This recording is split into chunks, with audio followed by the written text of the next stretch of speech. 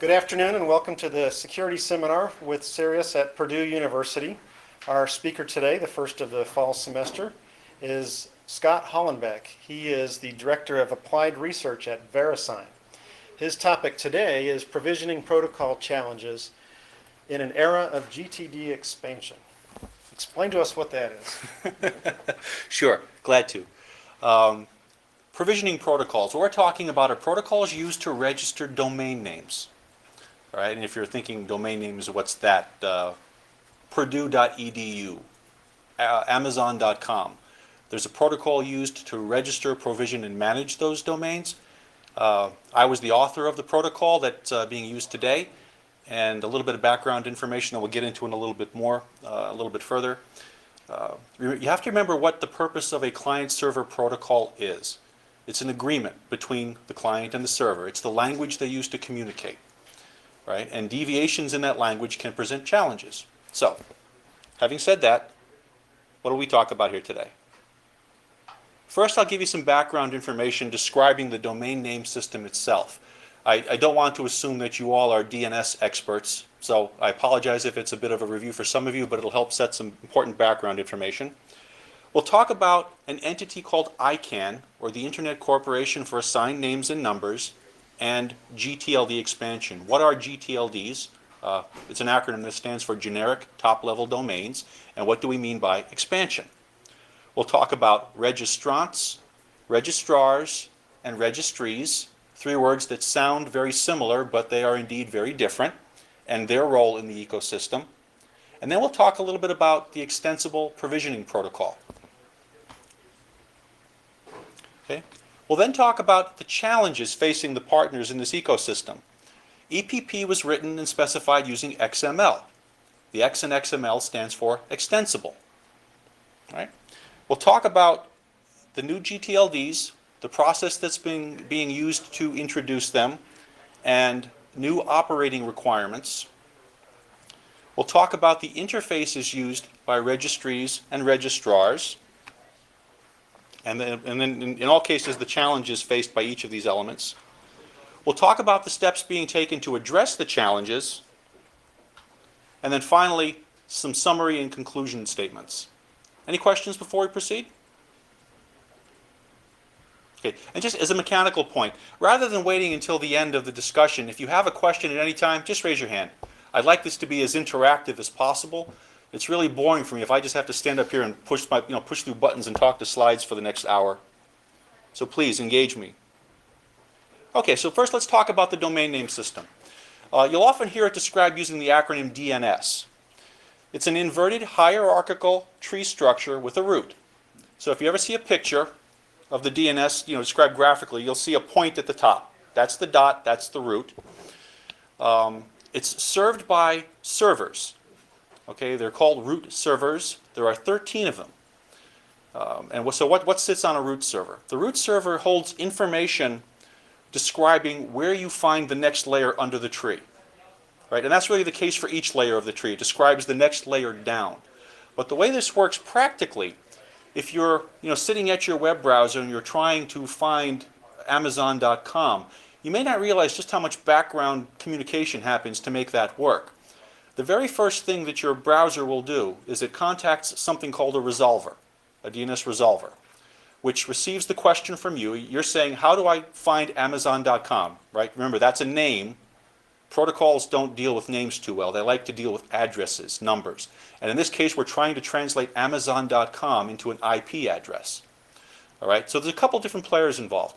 The first thing the resolver needs to know is, well, where do I find the name servers for .com? And who do you think that it might ask? It asks the root. That's the single source of truth. So when you always have to ask, well, who do I start with first? You start with the root. Okay?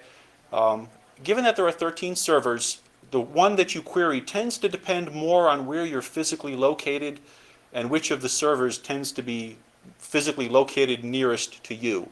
DNS software tends to be smart enough about querying the servers with which it gets the best response times. And a lot of times the implementations have algorithms to adjust the partnership relationships dynamically. So for example, if one of the servers tends to go down, it's one you've talked to before, you're not going to be dead in the water. It'll simply say, oh, okay, that server's down, let me try the next one. And because there are 13, they're well known, it's not hard to find an alternative. And notice I said that there are 13 servers, but there are only 12 operators. VeriSign runs 2 of the servers. All right, and just in case you're wondering, who's VeriSign? Maybe you think that we operate the telephone system for your mobile phone and whatnot. No, we're a different company. We're not Verizon. In some ways, some of you are probably too young for this, but you may remember there were commercials for a company called BASF, where they had commercials for products that were kind of like, we don't make the blank, we make the blank better. And that's kind of what VeriSign does. We work in the background. We're an internet infrastructure company. We don't do retail sales, so we don't have a lot of direct contact with consumers, but we do a lot of business-to-business work. So we operate 2 of the root servers, okay, the A server and the J server. They're identified by first letter of the alphabet, like so you have the A server, the B server, the D server, like that.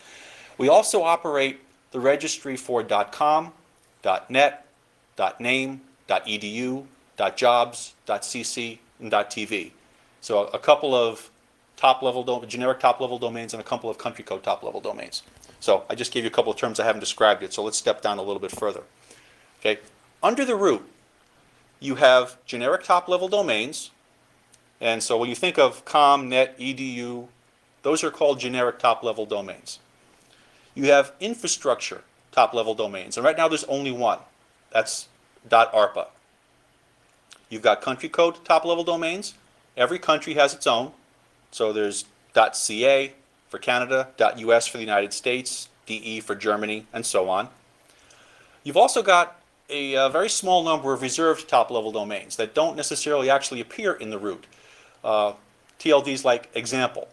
And these are typically used when you're writing protocol specifications. You have to give examples, but protocol designers are loath to use real TLDs in specification papers because things change. A TLD that's here today may not be there tomorrow. These are reserved. They're always going to be there, and you don't ever have to worry about them going away. And then very recently, you've also got an experiment that's being done in internationalized top-level domains. As you might imagine, if you're not a native English speaker, or if you happen to write a language that cannot be represented using ASCII characters, the current domain name system doesn't necessarily port very well to places like India or Russia. You see something .com, and if you don't know what those characters mean, and particularly if it's not even on your keyboard, well, how do you get there? How do you type these names? And so in the last several years, both people in the Internet Engineering Task Force and the Internet Corporation for Assigned Names of Numbers have realized that to make the Internet more usable to everybody around the world, particularly non-English speaking people, you have to make it reachable, and you have to make it understandable in the language that they're familiar with. So there's an experiment underway right now to take a relatively small number of top-level domains. So for example, you'll see the example I've got here. I unfortunately don't exactly know what that translates to, but this is what a Russian top-level domain name looks like using internationalized characters. Okay? It's using characters from the Cyrillic keyboard, and this will actually resolve. Okay, so a little bit about gTLD history. Prior to 2000, there were a very small number of top-level domains, generic top-level domains, that is. You had .com, .edu, .gov, .int, .mil, .net, and .org. And originally, these were set up for sort of specific purposes. .com was designed to be for commercial entities, .net for infrastructure entities, .org for non-commercial entities, .edu for educational institutions, .mil for the U.S. military, and so on. But as you might imagine, over time, the space got a little bit crowded, and people were saying, ooh, there's no more domain names available in .com, or perhaps we'd like there to be some competition to .com. So from 2000, you started to see a couple of more experiments in adding top-level domains to the root. And there's a very small number that got in the very first pass, including .aero for the aerospace industry, .biz, which was intended to be a direct competitor for .com,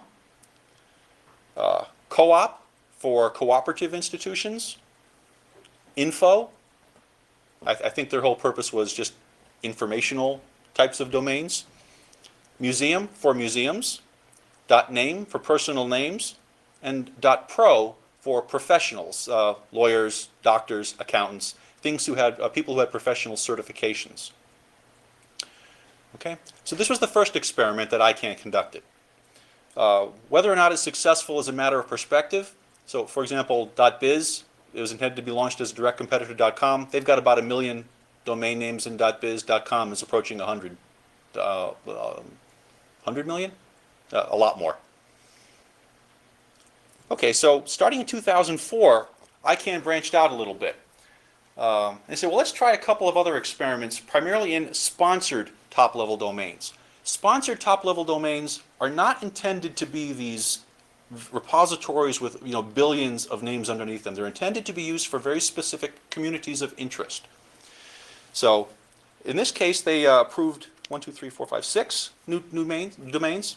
The first of which was .asia, .cat for speakers of Catalan in Spain, .jobs for both people posting jobs and for people looking for jobs, .mobi for the mobile telephone industry, .tel for the telephone industry. They were actually looking to publish telephone numbers as domain names, and .travel for the travel industry. Okay, so again, the experiments were generally successful. People were proving that you could add new domains to the root. The world did not end. Nothing broke. But there were a lot of people that were clamoring to still get into the space because they were saying there's still more demand. There still aren't enough alternatives to .com. We need more domains. So in March 2011, and this one in particular has been very interesting, ICANN approved .xxx. Does anyone have an idea what that TLD might be used for? Would that be like a new word? No. So you're not familiar with that, Christina? Okay. Those 3 letters are typically used to represent pornographic content. Oh, that's one. That exists. Okay. Okay? All right. And the operator or the person that, or the company that proposed this particular top-level domain had been pursuing this application for a number of years. They said, look, there's a real need for this. We think there's a burning desire. We would like to create this domain for this type of content. And so they had an application in with ICANN for a number of years. And then finally in March 2011, early this year, ICANN approved their application, and they're now currently in the process of going through figuring out what it takes to register domains and how to operate it. And as you might imagine, given the type of content, and it's a very controversial topic in many corners. But the more interesting aspect, yes, question. Push a button.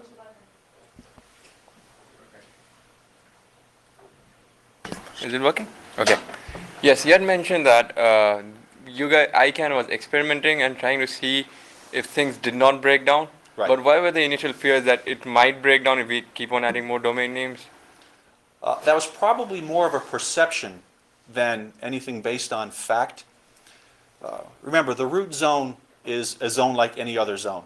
And VeriSign has proven for a number of years that you can operate a DNS zone with millions of names in it, and nothing fails or breaks. There were some people had thought that introducing new domains into the root might be a technical challenge. So part of the reason that ICANN wanted to do this on an experimental basis was to make sure that, no, indeed, this could work, and if it's done in a controlled way, nothing would break. But I think the bigger concern has more to do with things like intellectual property, trademark protection, brand protection, and the like. As you might imagine, Sony Pictures might not be very happy if someone else were to try to register a .sony top-level domain. And given the sensitive nature of some of those topics, it's taken a long time, and it's been a very controlled, deliberate process. All right. So now where this gets more interesting, at least in the context of this discussion, is that very recently, in June of 2011, the ICANN Board of Directors approved a plan that would allow for almost, I don't want to call it infinite, but much greater expansion of the space. So starting early next year, people are going to be able to submit applications for additional top-level domains, and there's essentially no restriction on the numbers. There are other constraints that will come into play, and we'll talk about those in a minute. All right. So now, under the gTLDs, under .com, under .edu, what do you have next? Well, you've got things like second, third, and, as I call them, star-level domains. Purdue.edu is a second level domain. CERIAS.purdue.edu. Okay, these are all domain names too. They each have their own zone. Hi. And so on. Okay, so now let's talk a little bit about, Christina? So I hope this works. Is Push, the green okay, light's on, you're yes. good to go. So, quick question before we move, because Sure. you were mentioning the Let's go root back. servers, which there are 13. I was curious if you can talk a little bit about how they are maintained consistent and what kind of protocols they're running. Yes.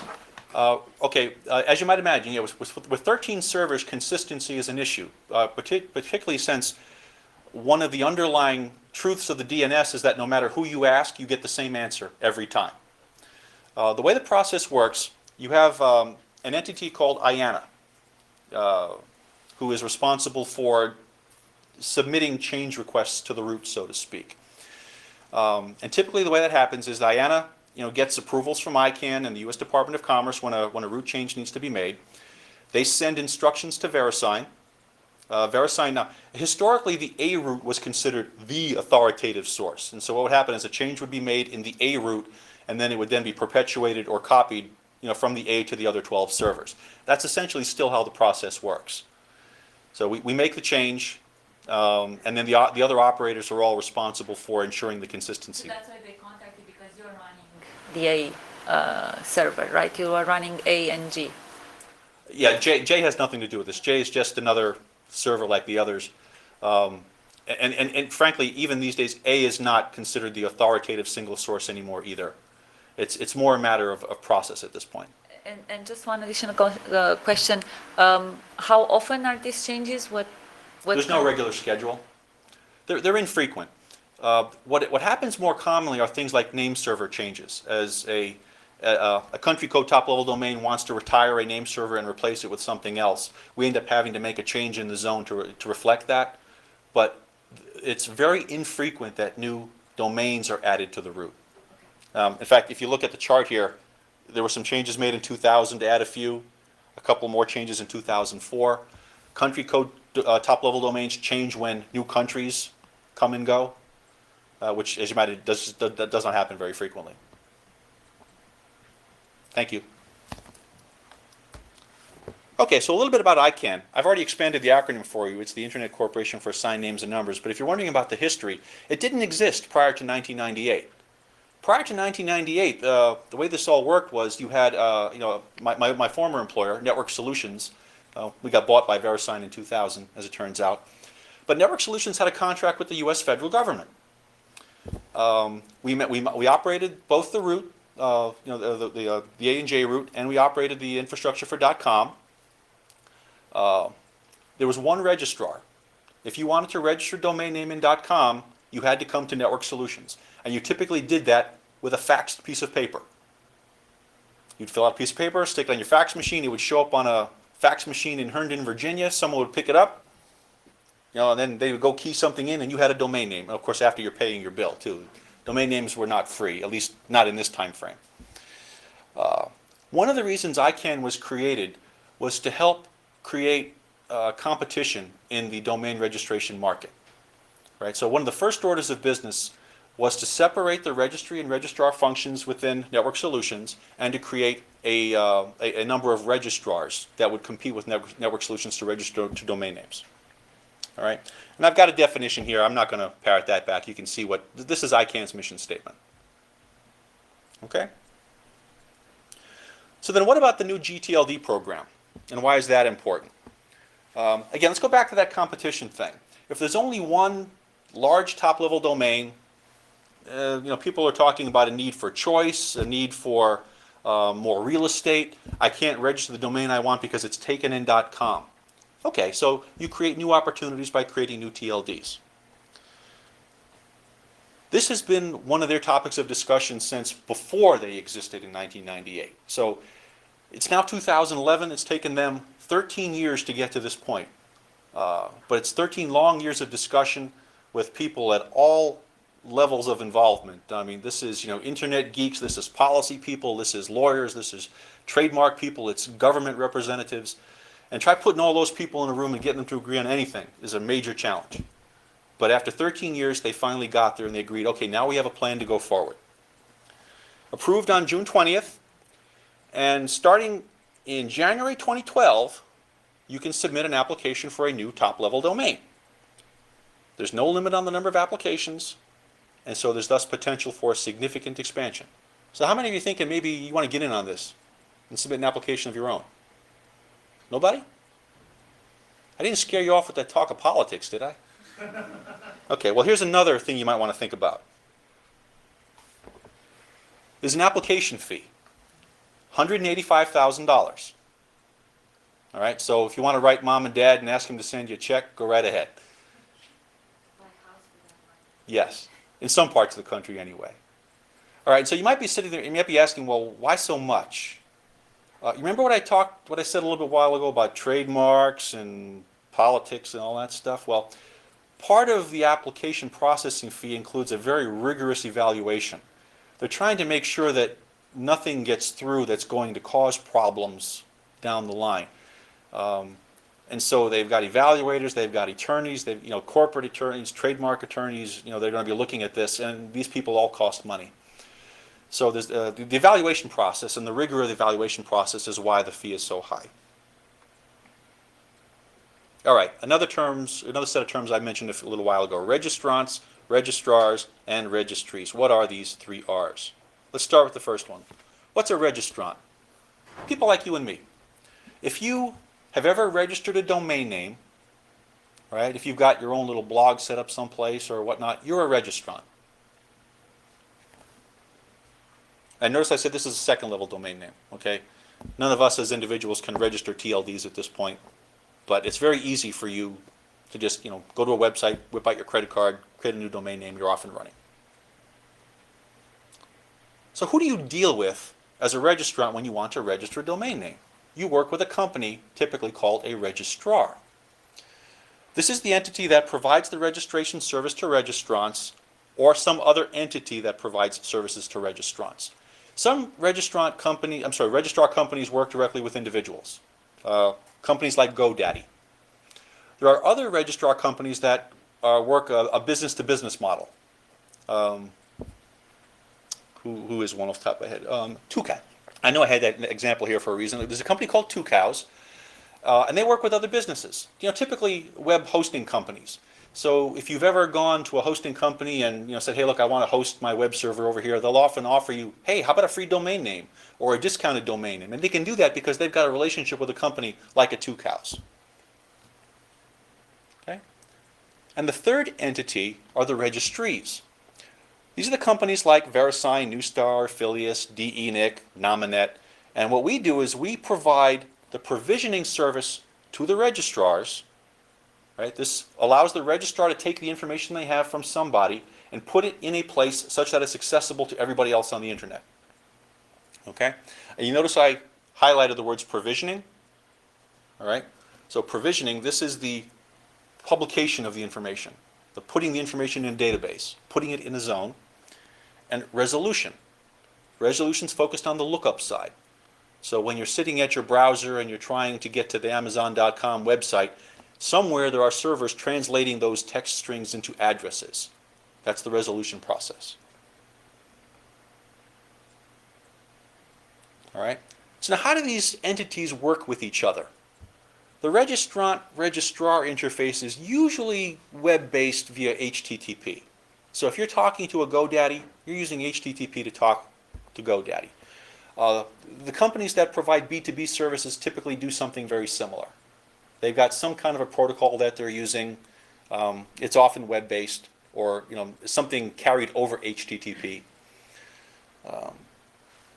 And they exchange information automatically. There's no more faxed pages anymore, thankfully.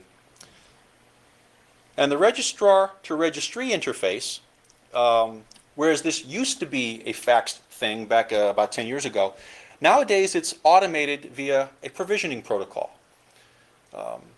And a provisioning protocol in this context, we're going to talk a little bit about the Extensible Provisioning Protocol, or EPP. EPP didn't exist prior to 1999. All right, you remember when I said that the way this worked with network solutions was faxed papers? That doesn't scale. in the context of adding new registrars and millions of new domain names, there's no security. What happens if the piece of paper falls off the fax machine into a trash can? Someone's not going to be very happy, right? It's not real time. I don't need to explain how bad fax papers are for trying to do this in a very timely, reliable way. So back then, I was working on the registration system for network solutions. We had a protocol called RRP, or the NSI Registry Registrar Protocol. We used that for a test bed with 5 registrars when we kicked off this whole registry registrar separation thing. RRP worked, but it had limitations. Okay, it was designed for use by NSI for NSI's customers, and when ICANN started looking at the possibility of adding new top-level domains, and remember, new top-level domains probably also meant new top-level domain operators or registries, the need for a protocol that could be used by all registries became apparent. All right, so I was sitting at my office one day saying, okay, this is definitely going to happen. It's something that we can either drive ourselves or we can get run over by it, because there were clearly people who wanted to get it done. So I took a couple months and wrote up a couple of internet drafts, and if you're familiar with how the Internet Engineering Task Force works, it's based on documents called internet drafts. The protocol specifications written in text form. The publication process is very easy. These days it basically boils down to, push a submit button on a web page and it's available to everybody who wants to look at it. And then it's out there for public discussion. So after I crafted the first set of drafts, the challenge I had was in finding people who were interested in the topic. And it's about building consensus. It's about, getting people behind your ideas and trying to push the idea forward. So my major goal when I started looking at this was, one, get the consensus thing going, but also focus on extensibility. Remember, different TLDs. What separates one TLD from another? The character strings are really irrelevant from a machine perspective. People give those strings semantic meaning. And people give those registries, those domains, meaning by offering different types of services. So rather than trying to design one protocol that would rule the world, if you're, let's use the Lord of the Rings analogy here, I tried to come up with a design that would provide the basic services required to make a domain resolvable. Everything else could be done via extensions. Right? So we tried not to get 50 people in a room to agree on, well, I think this trademark policy is the right one. That wasn't going to work. I mean, you could see how that kind of stuff was happening in ICANN, and imagine, again, a bunch of geeks who are, first off, clueless about how this stuff works in the real world, trying to reach agreements on how we think it should work in a protocol. No, we punt that part. So let's talk about the IETF a little bit. I'm really proud of the fact that it only took me 2 years to get a working group started. And if you think that sounds kind of funny, you clearly haven't spent any time working in the IETF. The IETF works in units of time measured in years, typically. Okay? So we had the working group started in 2001. It took us 2 years after the working group was started to get the very, very first proposed standard RFCs out the door. So now if you remember, though, these things first started in 1999. So 2 years post-working group, 4 years post-work started. But we had our first protocol specifications in 2003. And now remember how the time frame overlaps, though, with these new TLDs that came out in 2000 and 2004. Right? So some of these registries were operating at a little bit of risk. They were writing protocol specifications based on they were doing protocol implementations based on draft specifications.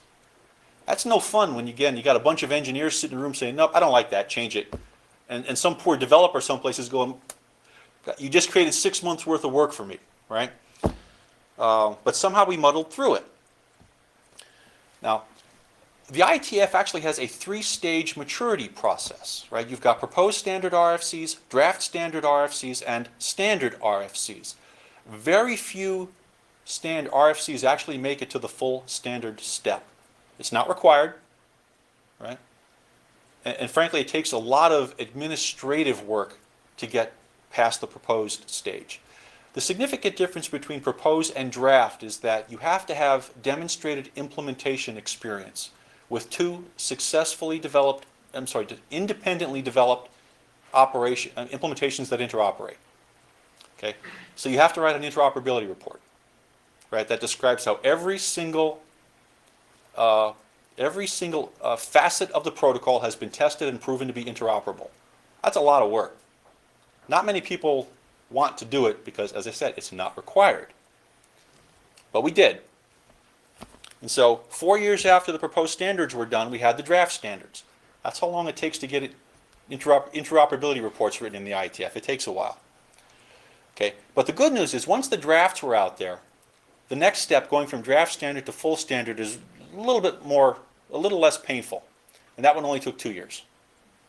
Okay, but again, here's something I'm really proud of. When you think about how long the internet has been around and how long the IETF has been around, the IETF first started in the 1980s, so something on the order of like 30 years. There are only 92 standard RFCs, and we're up in the 5,000 or 6,000 range now in terms of published RFCs. So a very, very small percentage of these standards actually make it to the full standard state. But I set that as a goal for myself when I started this in 1999, and somehow we managed to make it happen. All right, so EPP's out there. It's a standard. Well, that doesn't mean anyone actually has to use it, right? The neat things about IETF standards, they're not mandatory. It's about consensus building. And so you get vendors to buy into the party line when they see the value to them.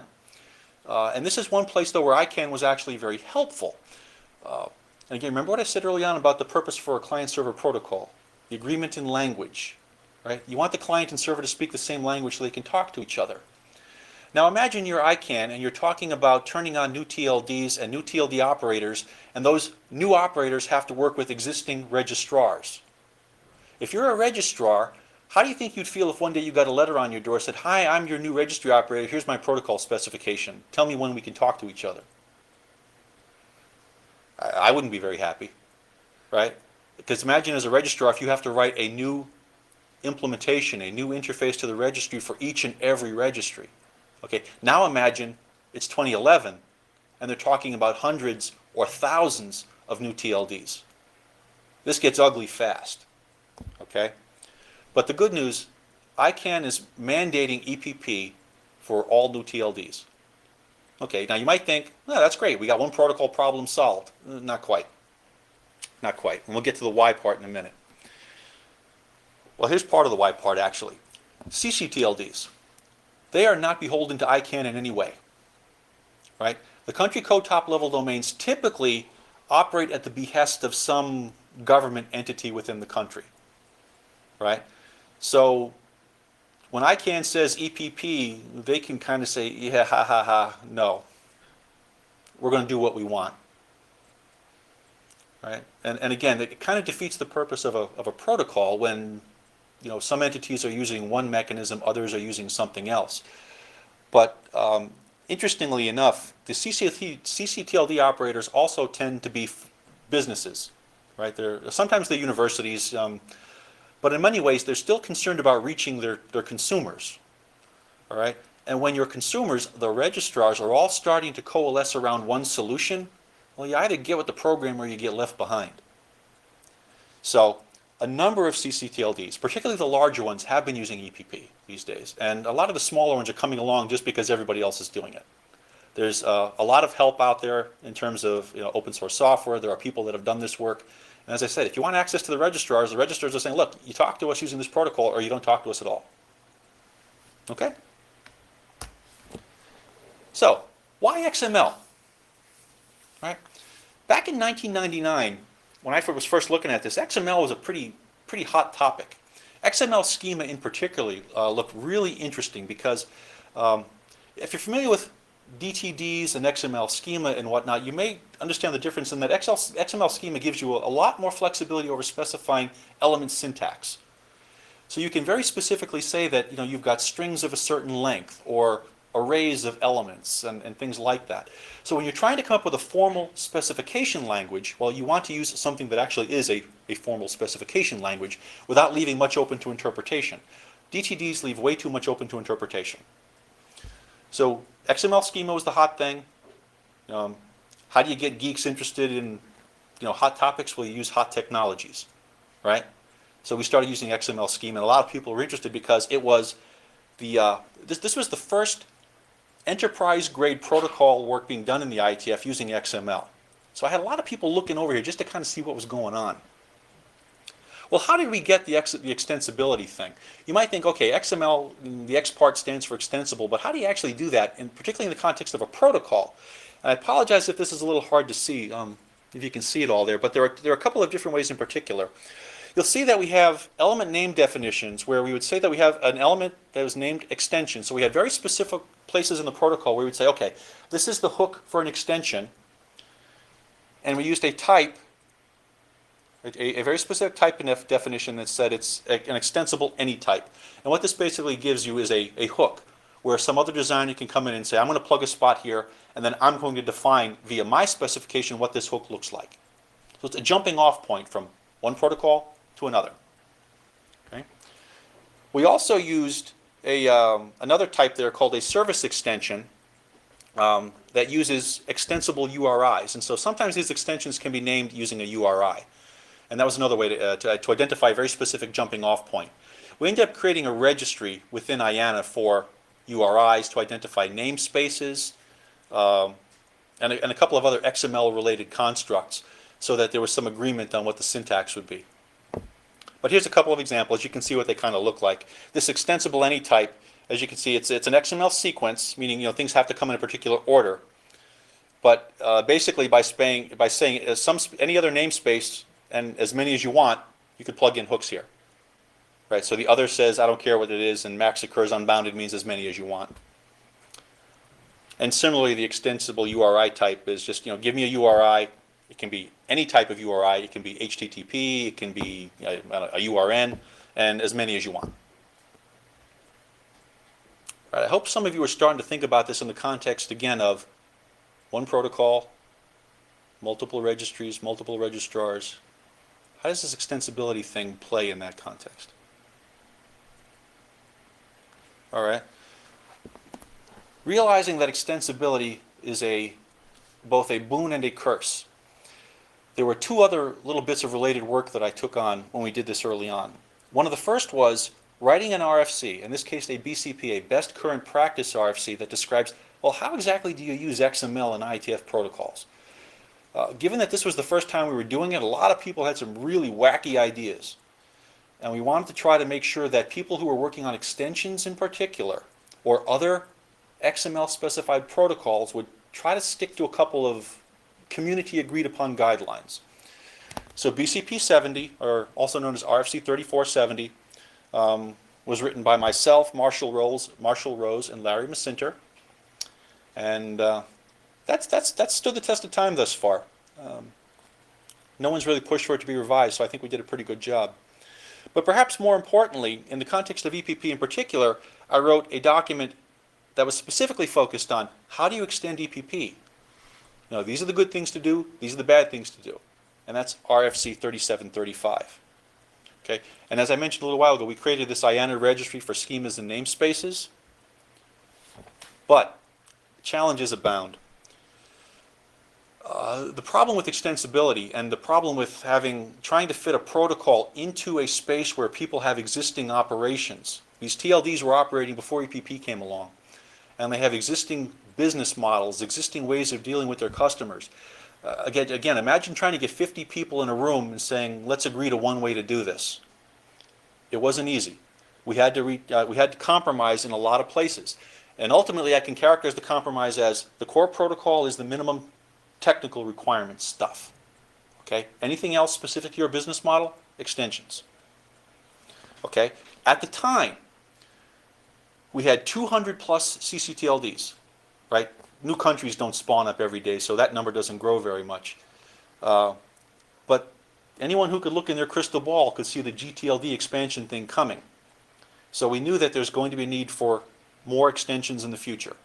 Remember, part of the reason these TLDs exist is to differentiate themselves from other TLDs. The character string is only one part of it. A lot of times they want to add new features, new services. To do that in the protocol, extensions are needed. All right, and this last bullet, one of the big bugaboos. IETF coordination is not required to develop these extensions. Right? Nobody has to come to the IETF and say, I'm going to write an extension document, and here it is, people. So what you found happening, particularly in a number of the smaller ccTLDs, as people became aware of the protocol work, they said, oh, yeah, I can extend this. This is easy. Let me take this document over here, tweak a couple little things, and I've got an extension. Well, yeah, I mean, that'll work for your small little community. But what happens when things start to grow a little bit bigger? And again, when you talk to a registrar who wants to register domains in your ccTLD, and you say, well, here's my new little extension, and they kind of look at you and say, what the heck is that? Right? That makes no sense. So the coordination thing has always been a sticky wicket. All right, so now let's talk about some of these new operating requirements.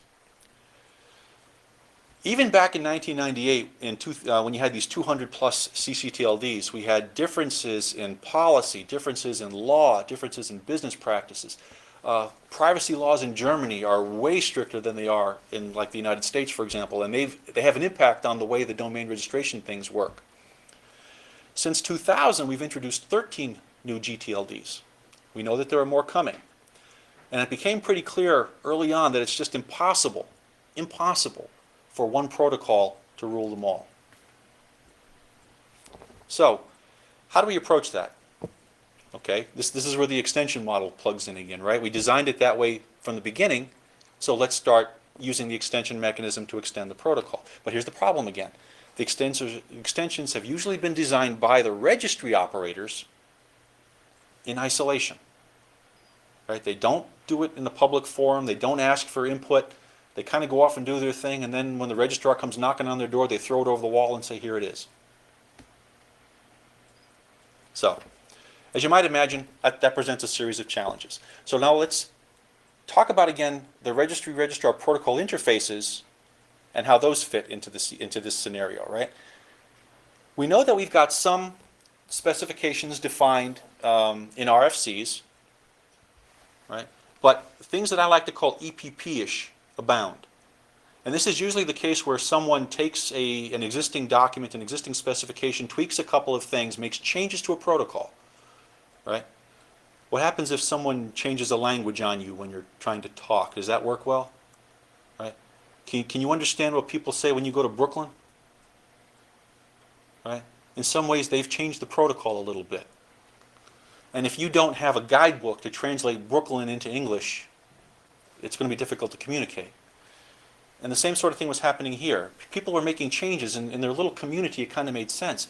But perhaps even more problematically, they would not change the protocol identifiers. EPP is identified via namespace URIs that we register in these IANA registries. And so the machines that were communicating would look at these URIs and say, I think I'm talking to an EPP server because he gave me this URI that says I'm EPP. But then they would send back some other gibberish that made no sense. Okay, that's the EPP-ish thing. All right, so where are we in terms of extension specifications? As I said before, some are published as RFCs, and here's an example. RFC 4310, domain name system security extensions for EPP. Some of you have heard about DNSSEC, DNS security, recent hot topic in the DNS world, how now when you send a query, you can actually get back a response that's signed by the server so you know it hasn't been mucked with. Well, getting the keying information into the system required an EPP extension.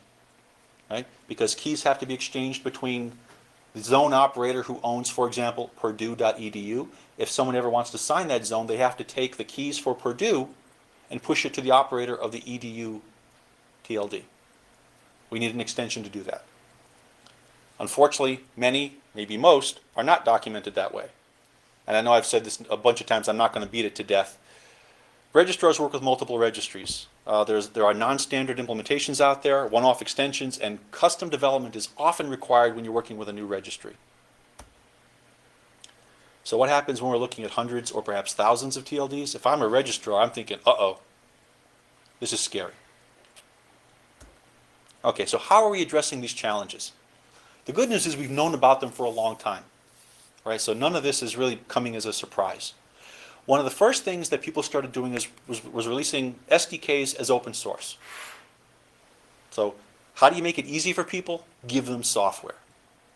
A lot of these operators are small. I mean, if they are 2 or 3 person shops, that's large. And particularly when you're talking about trying to convince them from changing to whatever their existing system is to something new, one of the first questions is, well, what's the benefit to me and how do I do it? We talked about the benefit a little while ago. It plugs you into the larger registrar community, potentially opening up more customers. And how can we make it easier for you? We give you software. Okay? Registrars often, they use resellers too. Sometimes if you want to get into the business, but you don't want to take on the responsibility of becoming a registrar, and we talked a little bit about the accreditation process for TLDs, registrars have an accreditation process too. If you ever go to a website of a company like GoDaddy or Network Solutions, you may see a little icon that says ICANN accredited. They have to go through an approval process, there's an application process. ICANN wants to make sure that they're not putting their stamp of approval on a company that's going to take your money and go bye-bye. All right, so it's not easy to get into that space.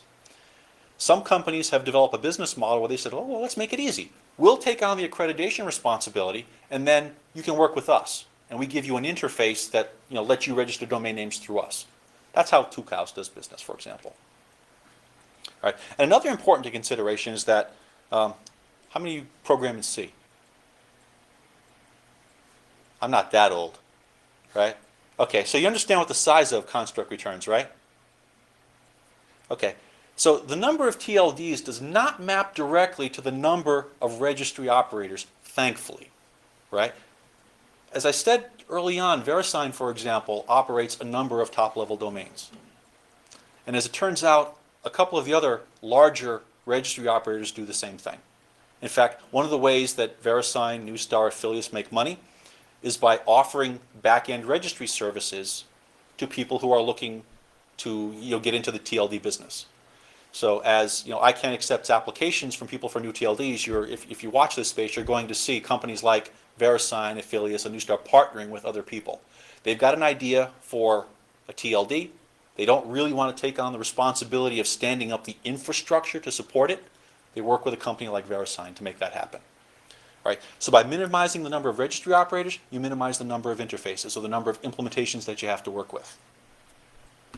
All right? And now most recently, there's been some renewed interest in this whole ICANN space within the IETF.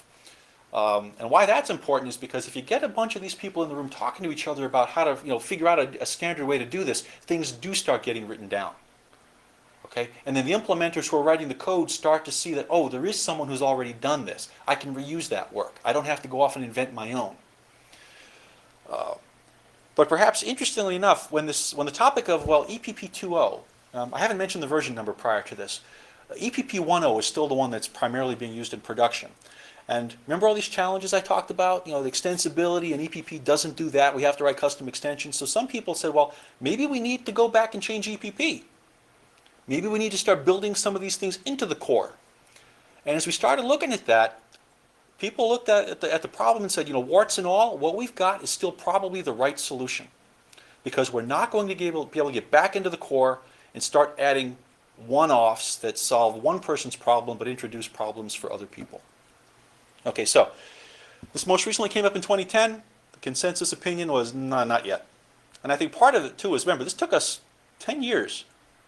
I don't think anyone wanted to say, okay, let's start the clock again, looking at EPP 2.0 and hope we're all still here 10 years from now. Okay, so that's how we're getting there. Before I step through the next slide, any questions, comments, thoughts? You're all experts now, right? Okay, so first question. Do you think EPP's met the challenge? I don't know if I've given you enough information to answer that question intelligently, but let's call that a rhetorical question, because I'm going to answer it for you. In some ways, yes, it has. It's the first enterprise-scale XML protocol specified in the IETF.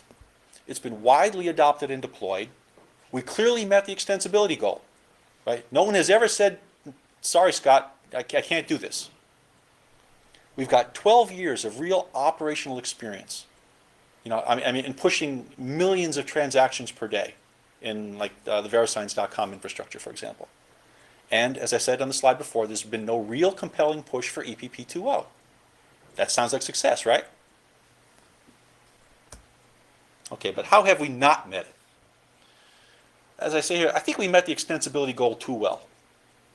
It's just too easy for someone to do something a little bit off the beaten track, and which makes it difficult for implementers. And if you make implementers' life difficult, they don't implement, right? Nobody wants to write the same code 5 different ways because we can't agree on one way to do it. So it's still very difficult for registrars to work with new TLDs and new protocol extensions. And given that there are hundreds, or I don't know about thousands, but there are clearly new TLDs on the horizon, this is something that people are really worried about. So we still have a lack of extension coordination and some duplication of effort, right? Because we don't really have a forum in which people can talk about this stuff. One way this has been dealt with in the IETF and other contexts is the DNS. The domain name system has been around for almost 30 years. And while the core protocol work for the DNS was done a long time ago, you now have 2 IETF working groups focused on, well, what's happening right now? You've got the DNS operations working group, which is focused on, well, what are we doing day to day? What kinds of things can we do to keep it running reliably? And then you have a DNS extensions working group. So as people identify new needs, they have a place to come and talk with other people who have similar interests. One example, there's a working group called DANE. The focus of the DANE working group is to look at putting digital certificates in the DNS to see if they can't speed up the SSL handshake protocol. All right, you all familiar with how SSL works? Did you know that when you try to establish an SSL or TLS connection with a web server, the client is pulling certificates off of the server, right? That can take a long time, or relatively long.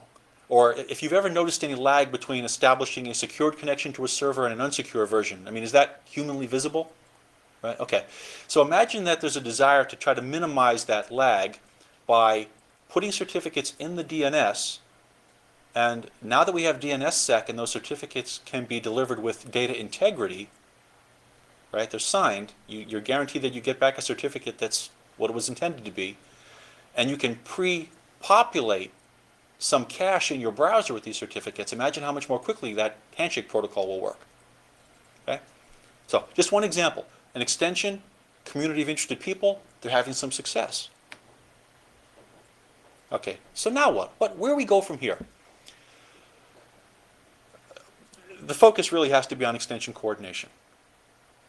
It's not going to be easy, right? Because we still don't have a venue for it. But I think the most telling fact is that when we looked at EPP 2.0 and people said, no, not yet, and we realized that this new gTLD expansion is coming, we as a community of people have to get together and start looking at this and maybe create a registry for extensions so that people start to actually know what's there and they don't have to worry about duplication of effort.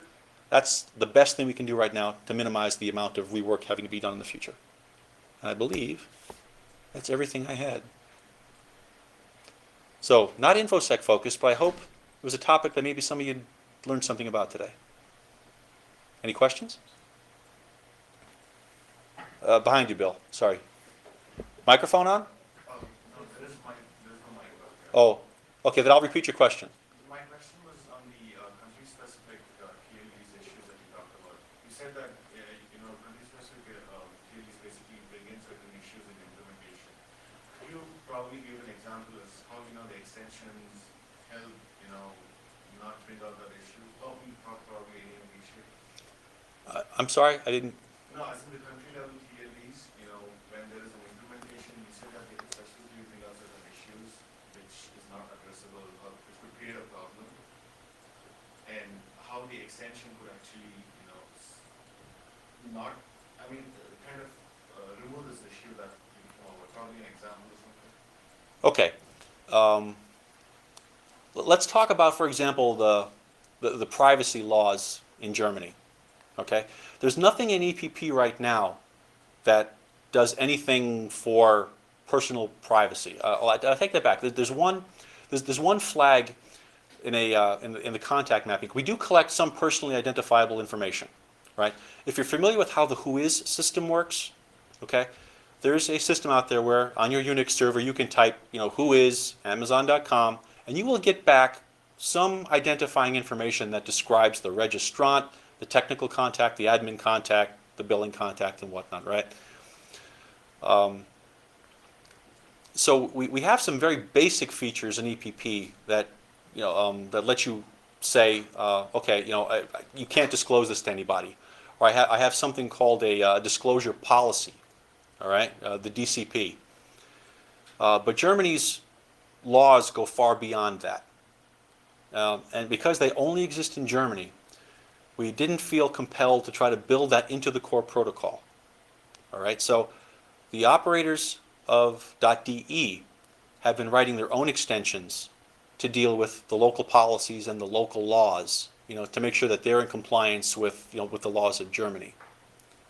All right, now, maybe that's a bad example because I don't think those same privacy laws exist anyplace else, but if they did, and if the operators of .de were to publish their specification, someone else could, learn from the work they did and use that same extension. Does that answer your question? Okay, thank you. Bill, you had your hand up? Yeah, I'm just wondering, you made a quick allusion to this, but how do you control things like, well, with biz, somebody coming in and grabbing IBM.biz? I mean, that I know was a problem in the very beginning. Right. And somebody had to adjudicate that. Exactly. Who did that? Who does that? And who ICANN. will do it? ICANN does.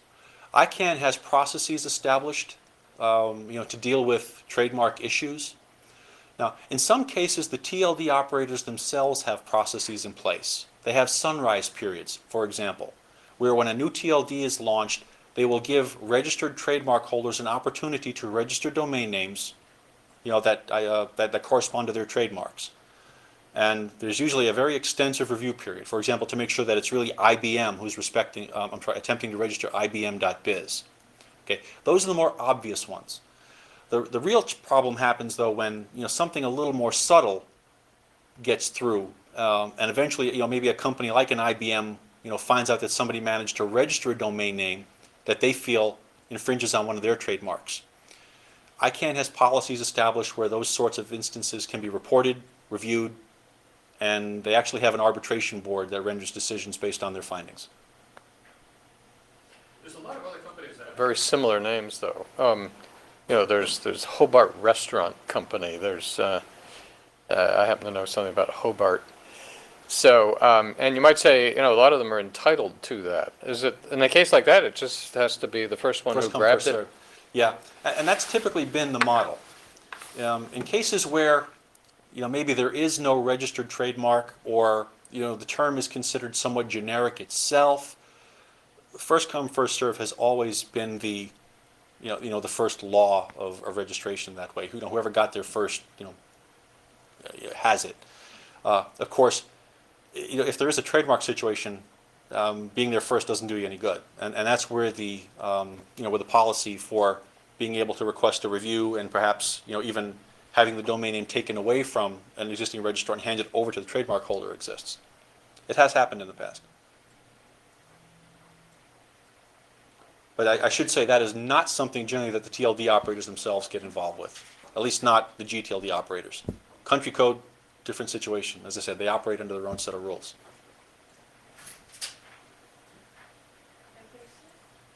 You guys are letting me off way too easy. I'd rather answer questions than walk through slides, trust me.